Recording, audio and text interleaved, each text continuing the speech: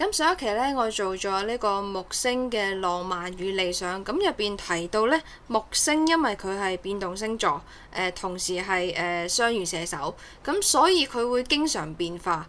咁就算佢自己唔變呢，有時候你觀察嘅角度唔一樣，你都覺得佢係變咗另外一個人嘅。咁就俾咗我個靈感出呢一期，就係點解大愛之人會成為叛徒呢？今期其實唔係想講張敬軒嘅，只不過張敬軒最近嘅呢件事其實都幾説明到一個木星強嘅人點解會容易成為一個眾矢之的。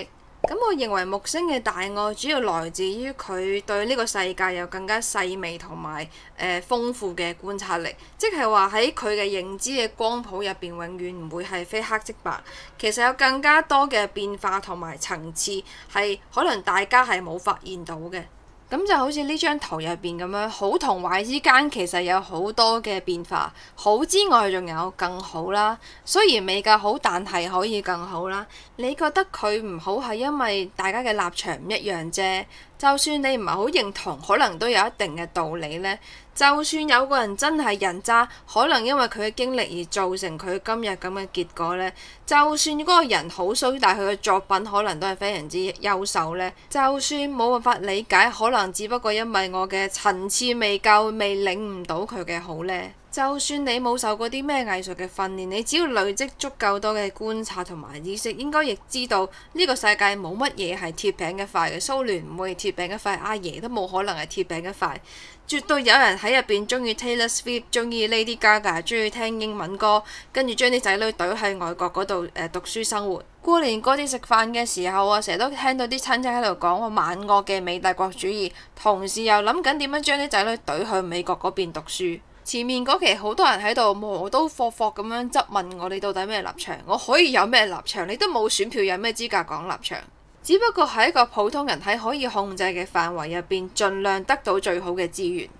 但我最唔理解嗰件事就係點解大家理解唔到？即係我以為大家都受過9年義務教育，大家都識得上網，應該會比較互相體諒到啦，大家都有啲見識。咁但係其實原來呢種木星型嘅敘事反而係少數嘅，絕大多數人尤其係網絡上面都係敵我敘事。意思即係呢個世界基本上分成兩種，一種就係自己人，一種就係外人，即係敵人。敵人代表不確定性、不穩定、有危險，所以需要消滅。好多人自以為是，以為自己係前面嗰種，但係凡係問你咩顏色、咩立場嘅，肯定係呢一種敵我敘事型嘅人。我嘅理解就係呢一種敵我敘事型嘅人，通常就係比較強化嘅月亮加火星嘅組合。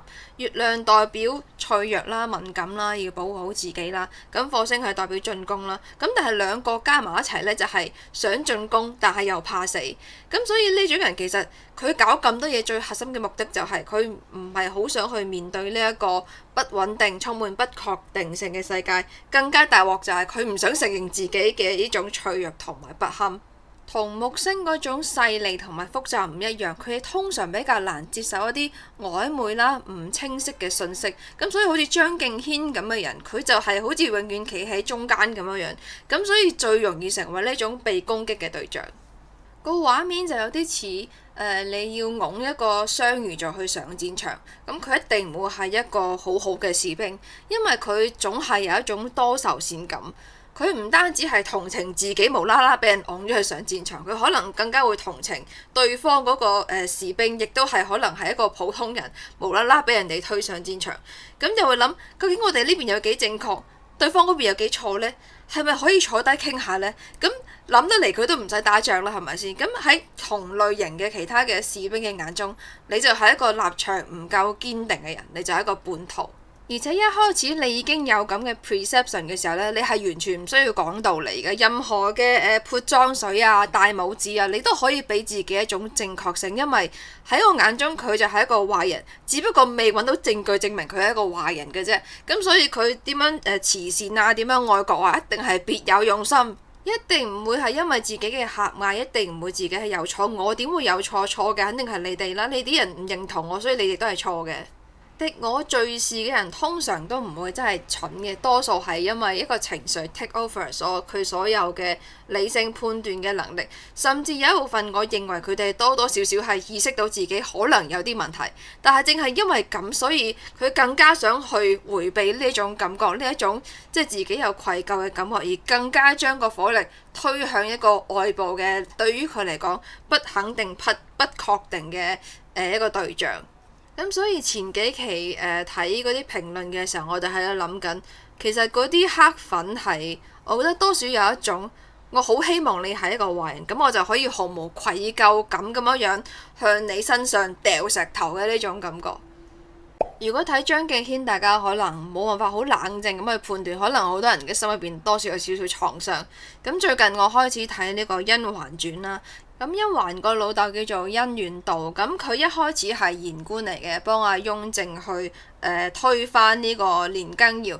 咁但係清算完年羹堯之後呢，就要開始清算年羹堯身邊嘅人咯喎。咁但係因為年羹堯嗰個時候係一個即係位置好高嘅人噶嘛，梗係好多人去奉承佢噶啦，咁好多千絲萬縷嘅關係噶啦。咁阿雍正就認為一定要徹查到底，即係要清理乾淨個朝廷。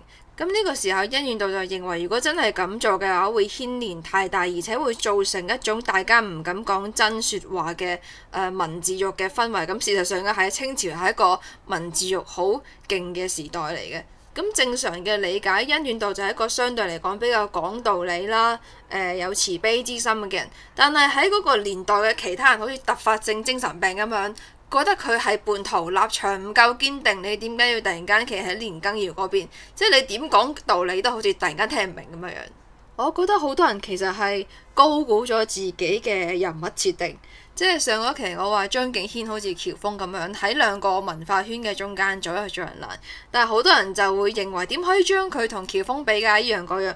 有冇一種可能就係其實你自己嗰個 perception 係同入邊嗰啲少林寺嗰啲禿佬啊，同埋嗰啲丐幫嘅兄弟係一模一樣，咁所以你先聯繫唔到兩件事呢？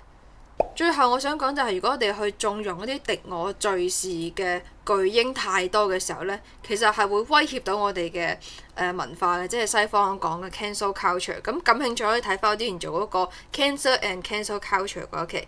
世界係一個巨大嘅屎山代碼，就係你部手機運行得耐，總會有啲 bug 有啲問題。你冇可能係每一次遇到問題就要清零你部手機，咁大家冇得用。咁我哋個文化又係咁樣，即係你見到個人唔中意就可以刪除佢。咁你突然間就會變咗有啲電影突然間唔睇得咯喎，有啲名突然間唔睇得，有啲歌突然間唔聽得，有啲字無啦啦變咗敏感咯喎。咁你係咁刪下，咁冇人敢講説話啦，咁大家嘅智力就會倒退啦。根本唔需要等到外國勢力文化入侵，你自己人首先就玩死咗自己人。